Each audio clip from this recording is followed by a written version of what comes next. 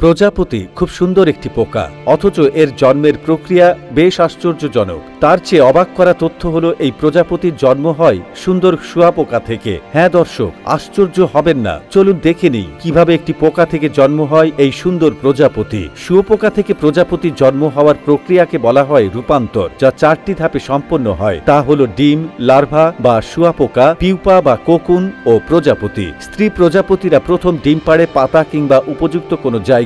ডিমের আকার প্রজাপতির উপর নির্ভর করে বিভিন্ন ধরনের হয়ে থাকে, কিন্তু সাধারণত এর আকার 0.5 থেকে 1.5 সেন্টিমিটার হয়। এরপর এক সপ্তাহ পর ডিম ফুটে একটি লার্ভা বা শুঁয়োপোকা বের হয়ে আসে। শুঁয়োপোকার জীবনকাল প্রায় 2 থেকে 4 সপ্তাহ পর্যন্ত হয়। সেটি খুব দ্রুত বড় হতে থাকে এবং সে সময় তাদের পর্যাপ্ত খাবার প্রয়োজন হয়। সাধারণত তারা তাদের আশেপাশের পাতাকে নিজেদের পুষ্টির যোগান দেয়। এর মধ্যে কয়েকবার তাদের ত্বক ঝরে যায় এবং নতুন করে তাদের অঙ্গ প্রত্যঙ্গ গড়ে ওঠে। বলা বাহুল্য, শুঁয়োপোকা সাধারণত পাতা খায় আর প্রজাপতি ফুলের রস চুষে নেয়। এরপর সেই শুঁয়োপোকাকে পুরোপুরি বড় হয়ে নিজেকে একটি কোকুনের মধ্যে আবদ্ধ করে নেয়। এই অবস্থাকে পিউপা বলা হয়। কোকুনের জীবনকাল প্রায় 2 থেকে 4 সপ্তাহ পর্যন্ত হয়। তার মাঝে তারা 2 সপ্তাহ সুপ্ত অবস্থায় কাটিয়ে দেয়। এই অবস্থায় তাদের দেখলে সবুজ পাতার খোলসের মতো দেখায় এবং মনে হয় যেন তাদেরকে প্রকৃতি একটি বড় পাতার চাদরে লেপে দিয়েছে। সেই সময় তাদের খাবারের কোনো প্রয়োজন হয় না। এরপর সেই খরচ থেকে অল্প অল্প করে বের হয় এবং ঝুলে থাকে আরো 2 সপ্তাহ।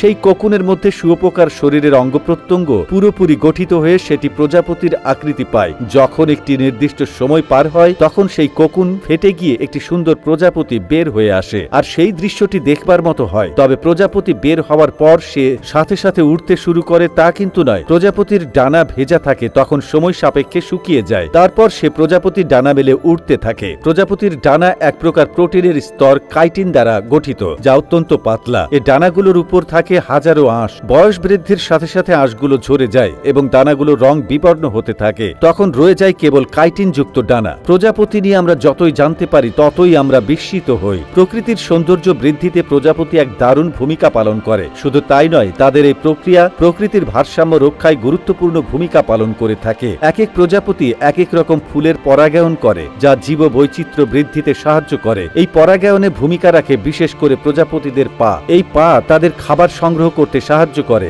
মাথায় প্রশ্ন আসতে পারে যে পা দিয়ে এত কিছু কিভাবে করে। এর উত্তর হলো, তারা উড়ে উড়ে তাদের পা দিয়ে ফুলতে থাকে, যার মাধ্যমে ফুলের রেণু এক প্রান্ত থেকে আরেক প্রান্ত পর্যন্ত চলে যায়। কোন খাবারটি তাদের জন্য উপযুক্ত তা তাদের পায়ের ক্যামো রিসেপ্টরের মাধ্যমে বুঝে নেয়। এই ক্যামো রিসেপ্টরের মাধ্যমে তারা এটাও পরীক্ষা করতে পারে যে কোন পাতা উপযুক্ত হবে তাদের ডিম পাড়ার জন্য, কারণ শুঁয়োপোকার পুষ্টি যোগানে সেই পাতা ভূমিকা পালন করে। প্রজাপতিদের জীবনকাল খুবই ক্ষণিকের, মাত্র কয়েকদিন থেকে কয়েক সপ্তাহ পর্যন্ত তারা বেঁচে থাকে।